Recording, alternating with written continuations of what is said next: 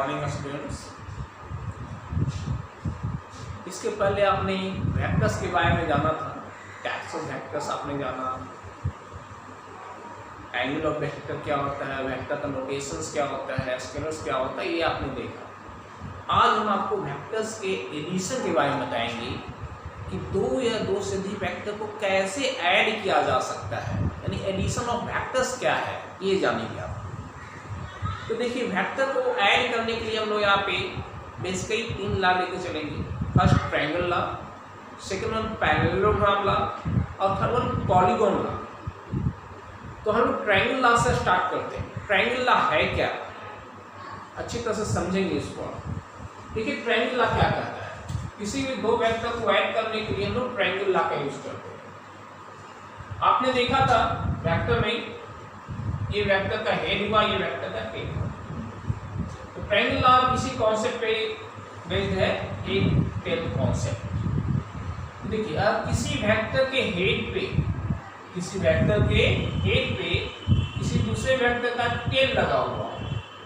Suppose ये vector A है, vector ए के हेड पे वेक्टर बी का टेल लगा हुआ है।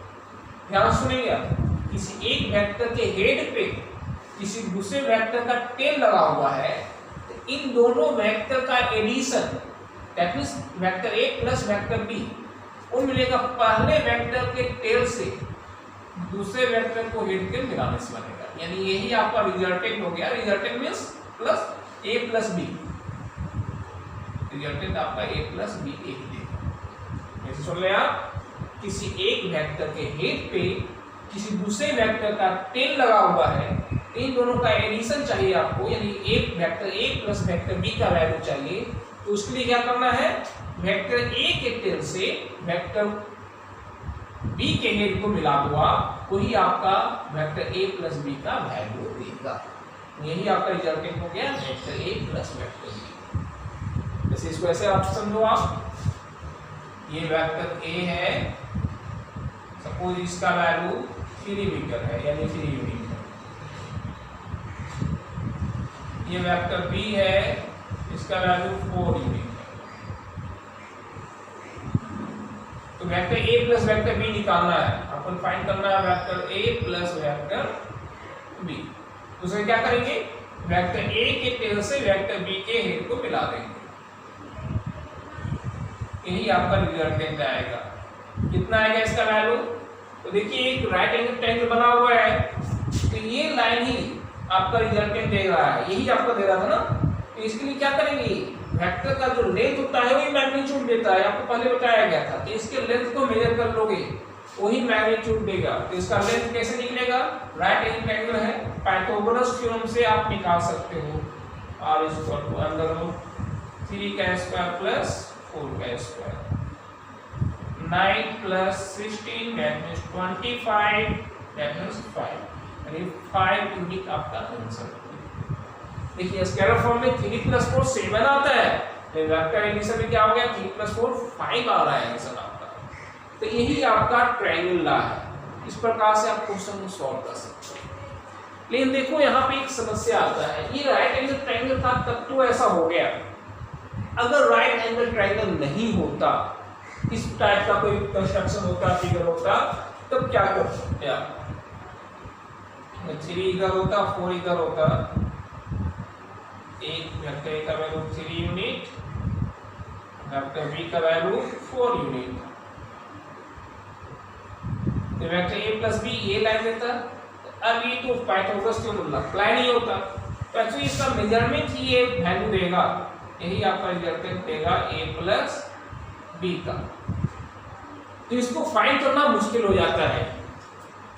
तो इसी समस्या से बचने के लिए हम लोग इसके आगे इसको थोड़ा प्रोसीड किया गया और पैरेललोग्राम लॉ बनाया गया। यानी इसमें जो बेसिकली क्वेश्चन आएगा, इस टाइप का ही क्वेश्चन रहेगा। एक दो क्वेश्चन और हम देखते हैं, एक दो क्वेश्चन और आप देख लो। जैसे देखो, आप यहां से कोई चला इधर ए, ये हुआ बी, ये 2 मीटर है, ए पॉइंट से कोई चलना स्टार्ट किया है, बी पॉइंट तक पहुंचा 2 मीटर, फिर वो परपेंडिकुलर टर्न किया राइट वर्ड, फिर सपोज ये 3 मीटर चला,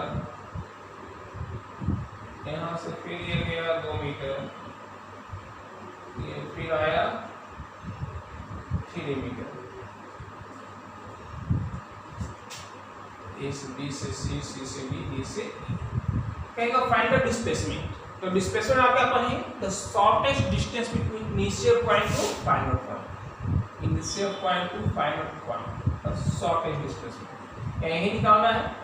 तो ऐसे भी देख सकते हो, यहाँ से स्टार्ट होता है इसका टेल और इसका हेड है, ट्रायंगल भी अप्लाई कर सकते हैं आप। यदि इसको नया डायग्राम बनाओ आप सीधा, तो कितना हो जाएगा? 3 और 3 6 मीटर इधर हो गया, 2 2 4 मीटर इधर हो गया, 4 मीटर इधर हो गया और 6 मीटर इधर हो गया, 4 मीटर 6 मीटर, और ये आपका ये हो गया। पाइथागोरस को भी रिजल्ट दे देगा, अंडर रूट 4 का स्क्वायर प्लस 6 का स्क्वायर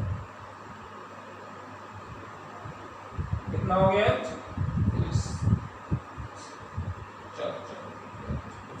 अंडर रूट 52। इस प्रकार से आप क्वेश्चन निकाल सकते हो, या फिर जो ट्रायंगल आपके क्वेश्चन आएगा वो इस प्रकार से भी आता है। इसको एक वेक्टर दिया हुआ है ए,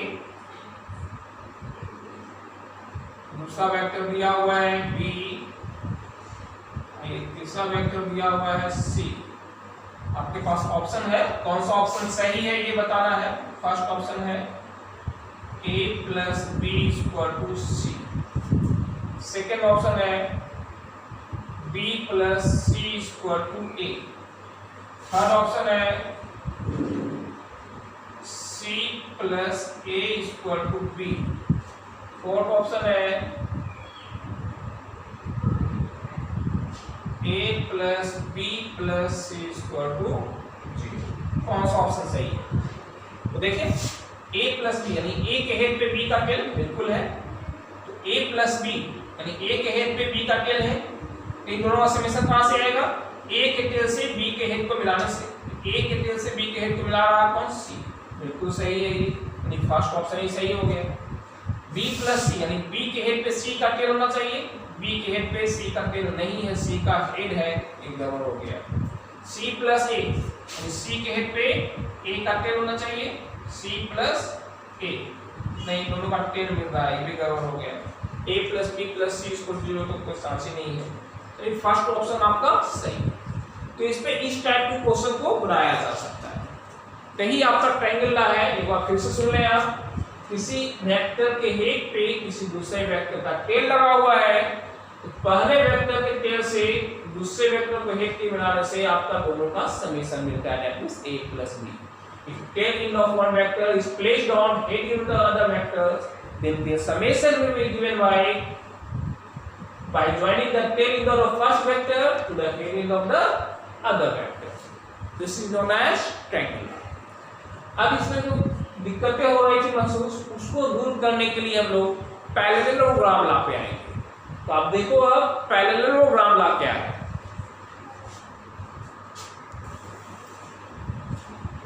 अब देखते हैं हम लोग पैरेललोग्राम ला। अभी आपने ट्रायंगल ला देखा, अब देखो पैरेललोग्राम ला। ट्रायंगल ला में क्या था कि एक वेक्टर के हेड पे दूसरे वेक्टर का टेल था। तो यहाँ पे क्या देखा हुआ है हम लोग, दो वेक्टर इस प्रकार से दिया हुआ है कि दोनों का टेल आपस में मिल रहा हो। इन दोनों वेक्टर बाहर की ओर पॉइंटेड हो। दो वेक्टर इस प्रकार से दिया, सबको ये वेक्टर P है, ये वेक्टर Q है। दो वेक्टर इस प्रकार से दिया हुआ कि दोनों का टेल आपस में मिल रहा हो।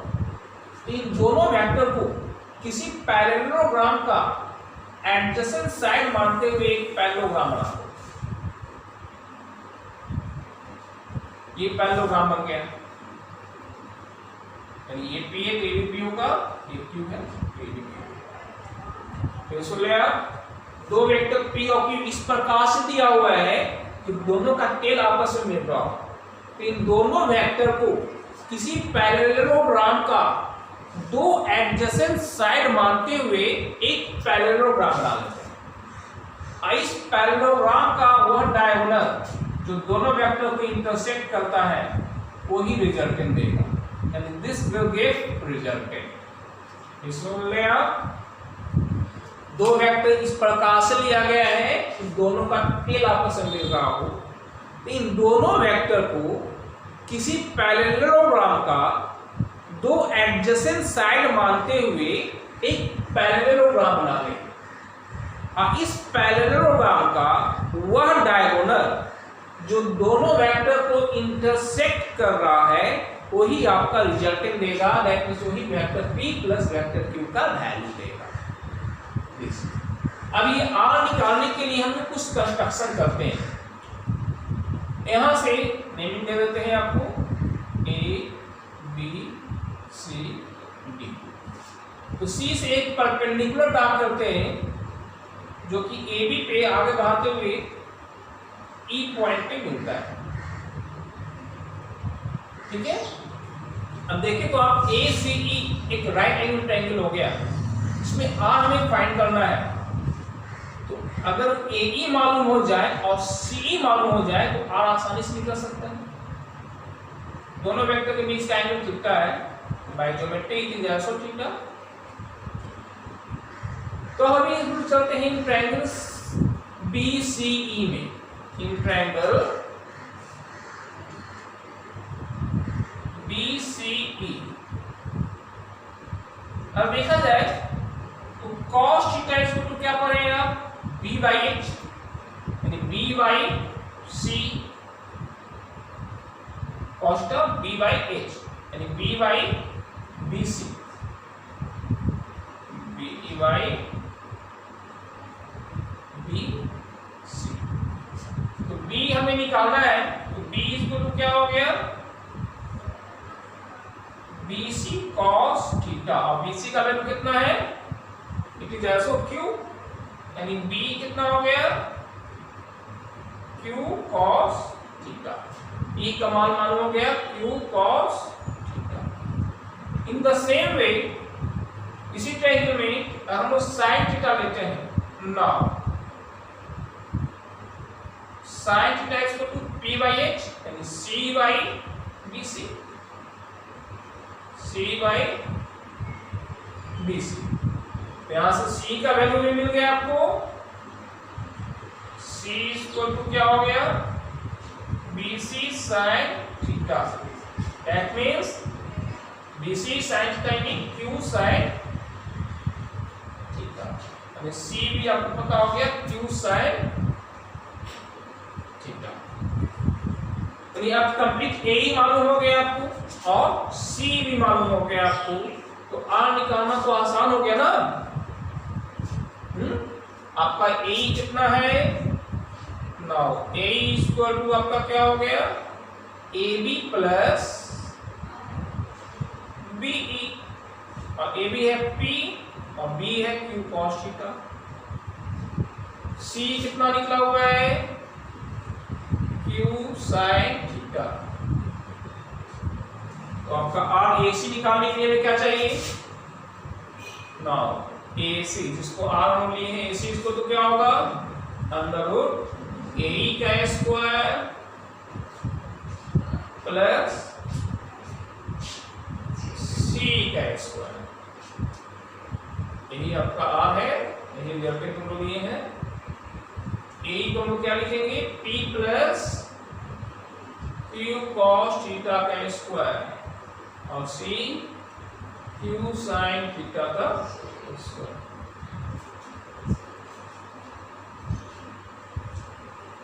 A प्लस B का होल स्क्वायर का फॉर्म में है ये A square plus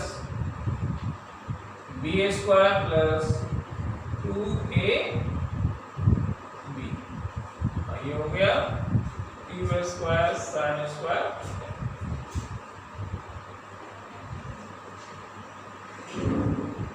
P square plus ये Q स्क्वायर कॉमन ले लेते हैं तो cos square theta plus sin square theta बच रहा है यहाँ, cos square theta plus sin square theta plus 2PQ cos, ये हो गया अंदर root P square plus Q square cos square theta plus sine square theta कितना 1 इक्वल क्यू स्क्वायर है प्लस 2pq cos थीटा। यही आपका रिजल्टेंट हो गया r equal to p square plus q square plus 2pq cos theta. यानी किसी भी दो वेक्टर के बीच का रिजल्टेंट निकालना है, एडिशन निकालना है, तो आप इस फॉर्मूले को यूज कर सकते हो। याद रखेंगे r equal to p square plus q square plus 2pq cos theta, where theta is the angle between both vectors p and q। p और q के बीच का एंगल है। तो देखा जाए बाबू बेसिकली तो ये कुछ ट्रायंगुलर से अलग नहीं, उसी को थोड़ा स्टेंड किया गया। ट्रायंगुलर क्या था, किस एक वेक्टर के हेड पे इस दूसरे का टेल लगाओ, इसके हेड पे इसका टेल है, इन दोनों का समेशन पहले के टेल से दूसरे के हेड को मिलाना इसका, ठीक है ना। p के हेड पे q का टेल है तो p प्लस q के लिए क्या किए, p के टेल से q के हेड को मिला। ये भी एक प्रकार का ट्रायंगुलर ही है, उसी को एक्सटेंड करते हुए हम रिजल्ट निकालने हैं और ये बन गया पैरेललोग्राम। इस रिजल्ट को आप याद रखोगे, यहाँ से ही आप किसी भी दो वेक्टर को बहुत ही आसानी तरीके से ऐड कर सकते हो। बस जिस दो वेक्टर को ऐड करना है उनके बीच का एंगल देखना, किसी थर्ड एंगल को मत देखना। जो दो वेक्टर लिए हो, जैसे हम p और q लिए हैं, तो p और q के बीच का क्या एंगल है उस एंगल से ही, ठीक है। इन दो वेक्टर के बीच का एडिशन हो गया। अब यहाँ भी देखना है, क्वेश्चन पूछा जाता है कि दो वेक्टर के बीच का मैक्सिमम वैल्यू क्या आ सकता है ऐड करने पे, या मिनिमम क्या आ सकता है। आर मैक्सिमम के लिए क्या चाहिए, आर मैक्सिमम कब होगा, जब cos थीटा का वैल्यू मैक्सिमम हो। R will be maximum when cos theta will be maximum।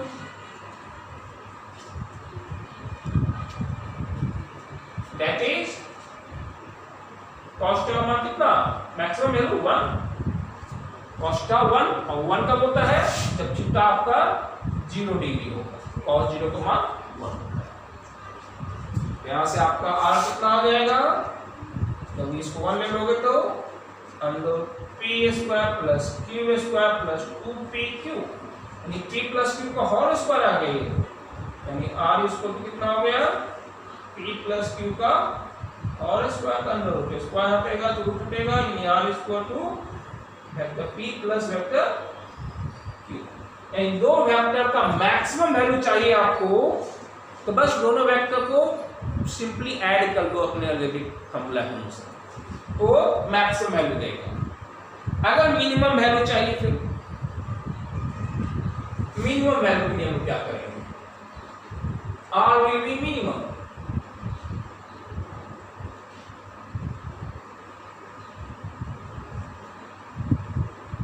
when cos theta will be minimum, that is cos theta is equal to -1, that is theta is equal to 180 degree। कर रहे हैं यहाँ पे आप, minimum का value कितना हो जाएगा, p square plus q square plus 2pq cos 180 -1 cos 180, यानी r equal to p square plus q square minus 2pq, p minus q का होल स्क्वायर में आ गया ये, यानी r equal to vector p minus vector, ये minimum value हो गया। This is the r minimum, this is the r maximum. And दो वेक्टर को मैक्सिमम वैल्यू निकालना है तो दोनों को सिंपली ऐड कर लो, मिनिमम वैल्यू निकालना है तो दोनों को सब्ट्रैक्ट कर लो। यानी दो वेक्टर एक ही डायरेक्शन में जा रहा है, सेम डायरेक्शन में पैरेलल है, 0 डिग्री एंगल बनेगा, दोनों को आप ऐड कर देंगे।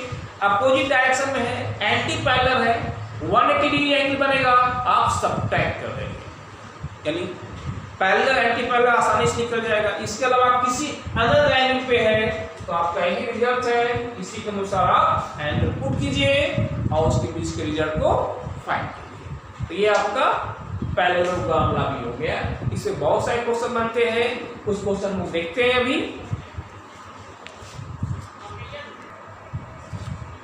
देखिए क्वेश्चन है हम लोग का, find the sum of two vectors having magnitude 4 unit and 3 unit and the angle between them is 60 degree. दो वेक्टर का समेशन निकालना है, एडिशन निकालना है, जिसके बीच का एंगल आपका 60 डिग्री दिया हुआ है। यानी एक वेक्टर सपोज इधर है, एक वेक्टर इधर है, सपोज ये वेक्टर ए है जिसका वैल्यू 4 यूनिट दिया हुआ है, ये वेक्टर बी है जिसका एंगल 3 यूनिट दिया हुआ मैग्नीट्यूड, एंगल 60 डिग्री है। तभी आपने पढ़ा रिजल्टेंट के लिए r इक्वल टू आपने क्या देखा, under p square plus Q square plus 2p की cos थीटा, यहाँ ए बी है तो A square plus B square plus 2ab cos theta. Value कितना है का 4 का स्क्वायर प्लस 3 का square plus 2 into 4 into 3 into cos 60, 16 plus 9 plus cos 60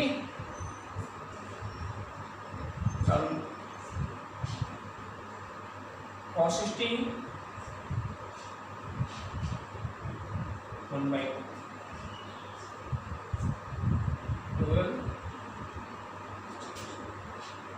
under root 37 unit. This is your answer.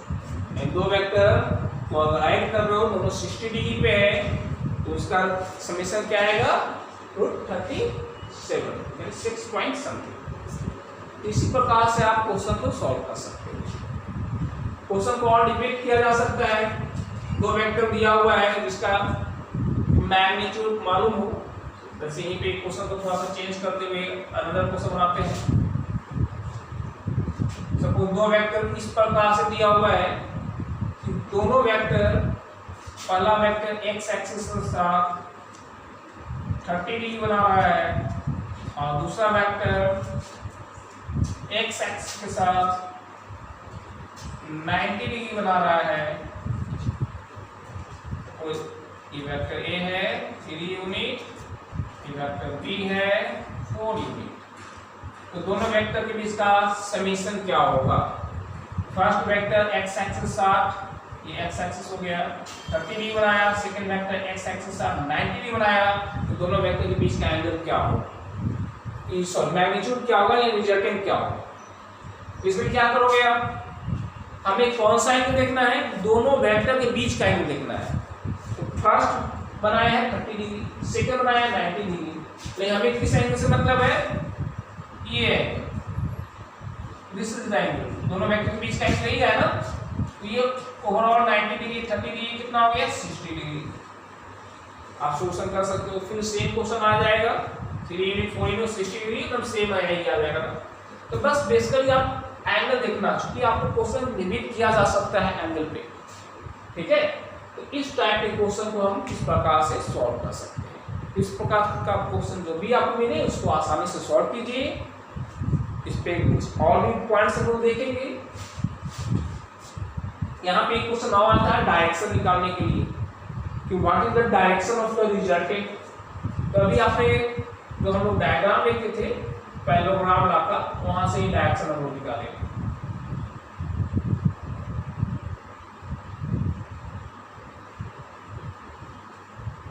देखिए यही आपका फिगर था अभी, ए बी सी डी, ये वेक्टर पी था, ये वेक्टर क्यू था, तो ये भी क्यू हो गया।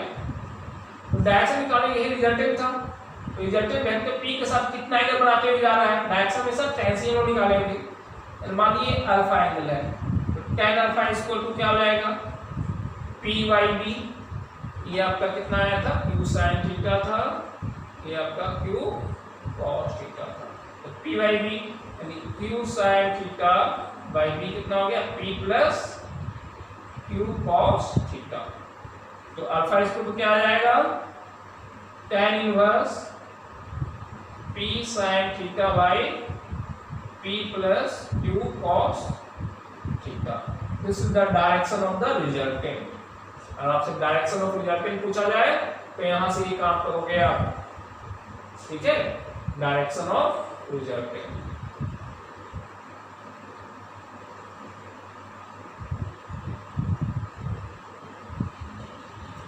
ओके।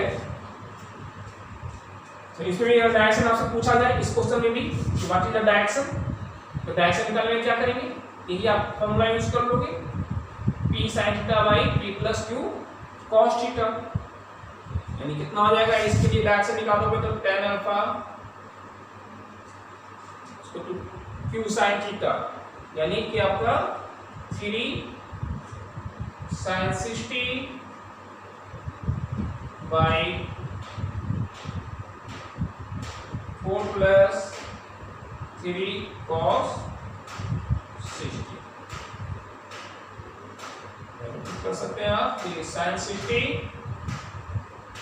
3/2 4 प्लस 3 cos 60 1/2, यहाँ से आपका डायरेक्शन निकल जाता है। ठीक है, तो ये आपका पैरेललोग्राम लॉ हो गया, यहाँ तक आप कंप्लीट कर लो। नेक्स्ट वीडियो पे इस पे हम और क्वेश्चन बनाएंगे पॉलीगॉन लॉ को भी देखते हुए।